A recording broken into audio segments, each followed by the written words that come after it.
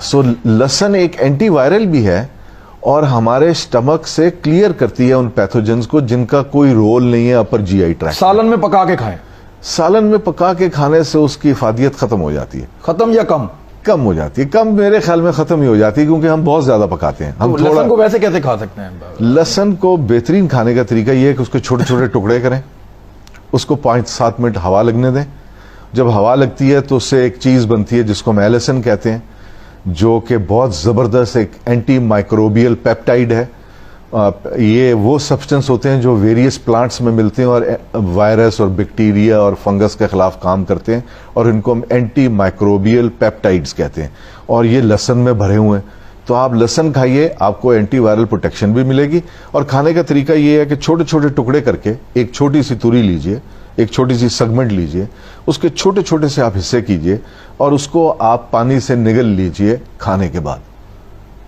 ایک لہسن کا پیس کافی ہے. ایک لہسن کا پیس ایک دن میں کھائیں. ایک دن میں کھائیں. اچھا, اس کے بعد ایک اور بات بتاؤ. اب ادرک آ گیا, جنجر. میں لہسن کے بارے میں پہلے بات پوری کر دوں. وہ یہ کہ اگر آپ 25-30 دن کھائیں گے تو آپ کے اندر سے لہسن کی اسمیل آنی شروع ہو جائے گی. That is the time to stop.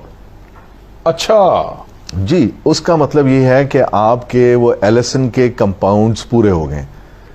سو ایک بہترین ڈیفنس آپ کو مل گیا.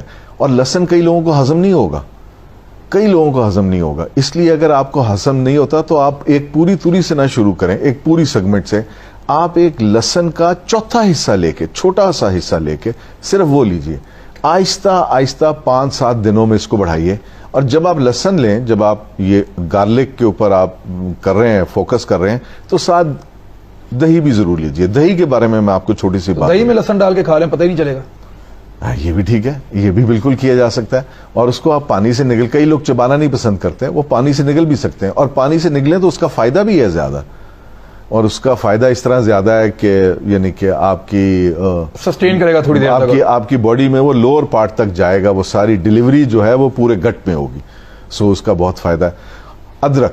ادرک کا کعوہ جو ہے, ادرک کے بارے میں آپ کو تھوڑی سی ایک بات بتاتا چلوں کہ ہر سال, اب پتہ نہیں اس سال ہوتی ہے یا نہیں ہوتی, تقریباً 20-22 سال سے میڈرڈ میں ایک کانفرنس ہوتی تھی جس میں ادرک, لہسن اور اولیو آئل پہ نئی ریسرچ پریزنٹ کی جاتی تھی. 3 چیزوں پہ, 3 چیز میڈرڈ میں.